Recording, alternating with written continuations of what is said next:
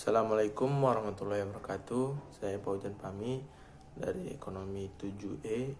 Di sini saya akan membahas materi dari pelajaran Ekonomi Internasional yang dimana ada dua judul, yaitu Pasar Tenaga Kerja dan juga Pertumbuhan Ekonomi. Materi awal yaitu Pasar Tenaga Kerja, yang dimana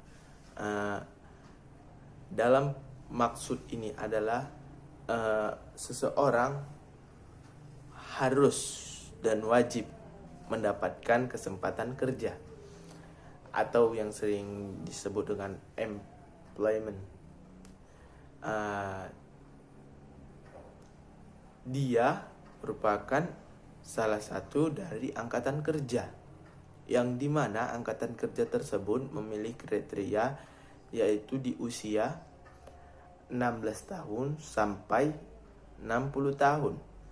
Jadi apabila angkatan kerja tersebut di bawah umur 16 tahun, maka dia dapat dinyatakan salah karena dipekerjakan di bawah umur dari kewajiban bekerja. Apabila juga dia pekerjakan di usia 61 tahun, maka itu juga disebut dengan pelanggaran dari angkatan tenaga kerja. Jadi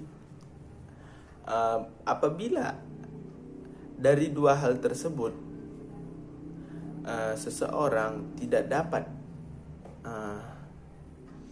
memiliki, salah satunya adalah kesempatan kerja dan juga angkatan kerja di usia 16 sampai 60 tahun, dia tidak memiliki pekerjaan, maka dapat disebut dengan pengangguran atau unemployment.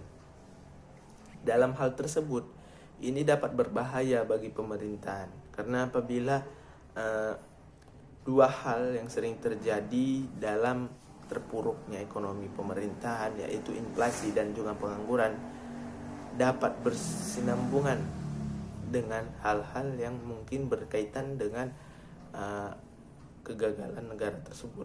Jadi gini, apabila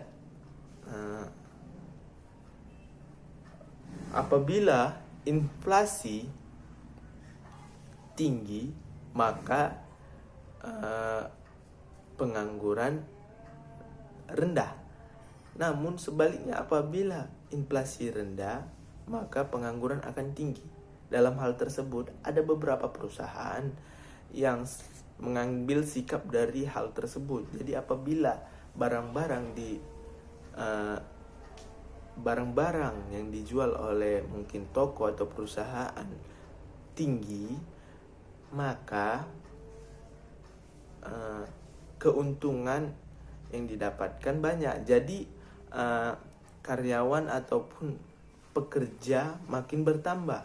Apabila harga turun atau inflasi, maka dalam hal tersebut sebaliknya pengangguran akan berkurang. Karena hal tersebut keuntungan toko atau perusahaan akan rendah.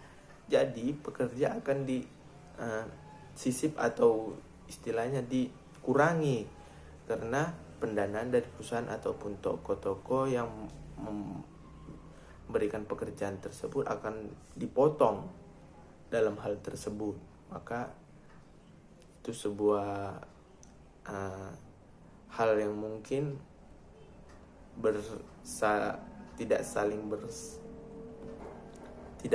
bersangkutan, namun saling membutuhkan. Baiklah, selanjutnya di sini saya akan membahas tentang materi selanjutnya, pertumbuhan ekonomi. Pertumbuhan ekonomi ini merupakan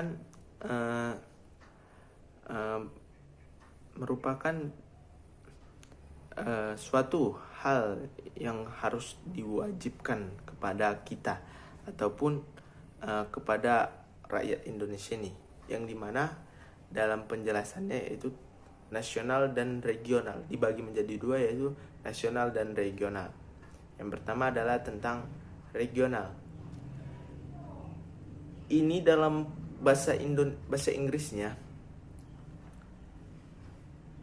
dan telah dijelaskan dalam penjelasannya, yaitu produk domestik regional bruto, yang dimana dalam tersebut siapapun yang menghasilkan atau bekerja ataupun siapapun yang berbuat sesuatu di Indonesia ini, maka dia akan dikenakan pajak. Sebaliknya, jika produk nasional regional bruto, yaitu dimanapun orang Indonesia bekerja atau memproduksi, jikalau dia masih berstatus sebagai orang Indonesia, seperti contoh ITKI ataupun perusahaan Adidas atau made in Indonesia yang mungkin dijual di Eropa, bakalan dikenakan pajak. Jikalau dia masih dari Indonesia, maka dia akan dikenakan pajak. Jadi dalam nasionalnya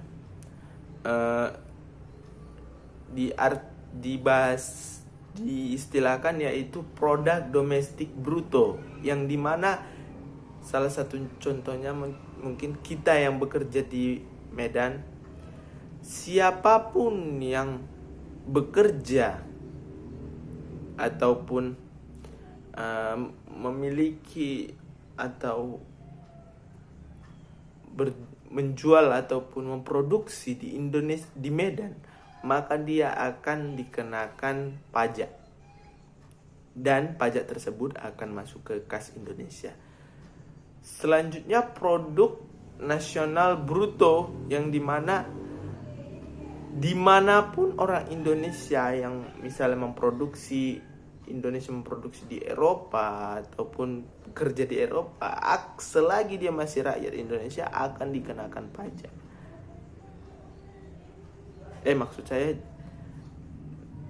Maksud saya gini, produk nasional bruto, dimanapun kita orang Medan, misalnya aku orang Medan nih, orang Medan kan, kita kan buat misalnya entah sepatu gitu, produk kita ya kan, tapi kita jual di Eropa, ataupun mungkin kita yang bekerja sebagai manajer di Eropa, kita tetap akan dikenakan pajak, yang dimana pajak tersebut akan masuk ke pemerintah daerah Medan tersebut, dimana kita berada di situ.